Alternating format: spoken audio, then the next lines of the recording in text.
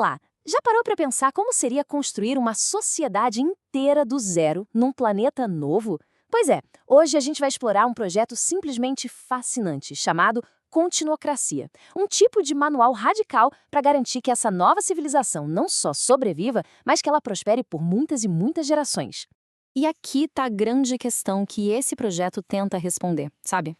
Como é que se constrói uma civilização que dura de verdade? Especialmente depois da gente ter deixado para trás um mundo que só pensava no agora. O desafio não é só fincar uma bandeira num novo lar, mas garantir que a gente não vai cometer os mesmos erros de novo. É aí que a ideia da continuocracia entra em cena. A história da continuocracia começa como muitas grandes histórias, com um recomeço. A gente está falando da chegada da humanidade a um sistema solar bem distante, enfrentando desafios assim gigantescos, mas ao mesmo tempo com uma oportunidade única, a de começar de novo, mas do jeito certo. E o ponto crucial é exatamente esse. Não se trata de simplesmente copiar e colar os sistemas antigos em um novo planeta. A ideia é criar um modelo social totalmente novo, um que já nasce projetado para durar, para ter estabilidade. Mas, claro, para construir algo tão ambicioso, é preciso ter um alicerce muito, mas muito sólido. Uma ideia central que vai guiar todas as decisões. E no coração da continuocracia está justamente isso, uma filosofia poderosa chamada princípio da continuidade. Essa é a regra de ouro. Pensa nisso como uma lei fundamental. Nenhuma decisão coletiva importante pode ser tomada pensando só no agora.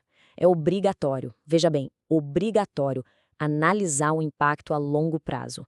Tudo para garantir que as futuras gerações não vão pagar a conta pelos nossos ganhos imediatos. É uma mudança radical de perspectiva que troca o que a gente ganha hoje por o que isso vai custar aos nossos netos. Agora, o que é muito interessante nesse slide é o contraste. De um lado, o pensamento que a gente já conhece, focado no próximo ciclo político, no lucro do trimestre. Do outro, uma visão que leva em conta os efeitos que vão se acumulando e os limites reais do sistema.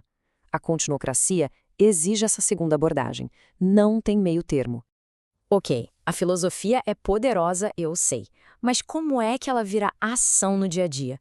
Como se garante que a sociedade vai mesmo seguir esse princípio? Bom, a resposta está em 3 pilares bem práticos, os verdadeiros alicerces para a sobrevivência da colônia. Então, temos aqui 3 passos que são essenciais. O primeiro redefine a nossa relação com os recursos. O segundo muda a forma como a gente trabalha em conjunto. E o terceiro transforma completamente a ideia de liderança em momentos críticos. Vamos ver cada um deles com calma.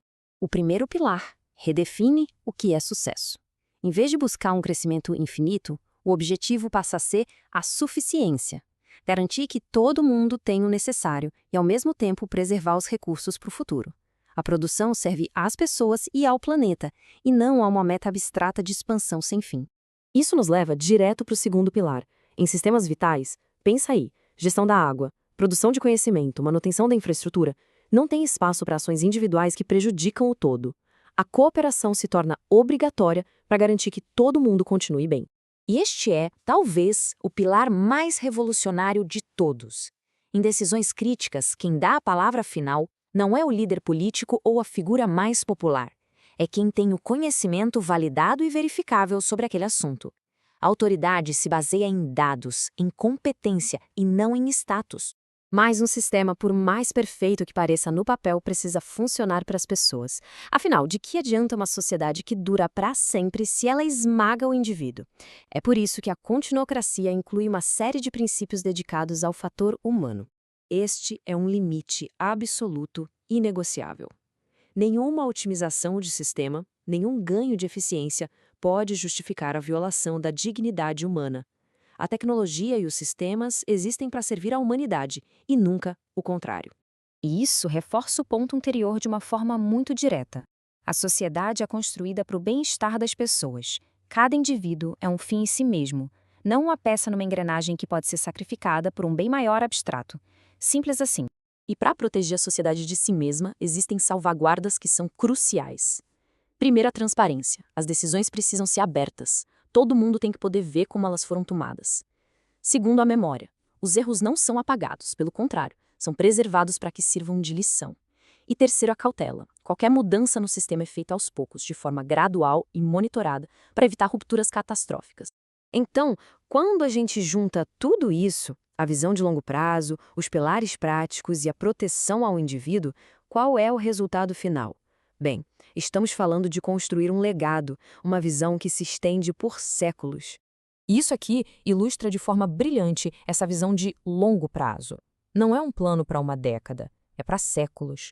Cada geração tem um papel bem definido, desde estabelecer as bases até, lá na frente, expandir a presença humana pelo universo, levando junto esse manual de sobrevivência.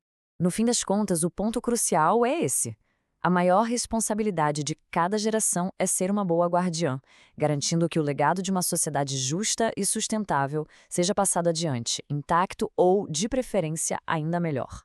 E isso tudo nos leva a uma reflexão final, né? Embora a continuocracia seja um conceito para um futuro talvez distante, a pergunta que ela nos deixa é extremamente atual. Quais são os efeitos de longo prazo das decisões que a gente toma hoje? E qual é, de verdade, o legado que nós estamos deixando para trás?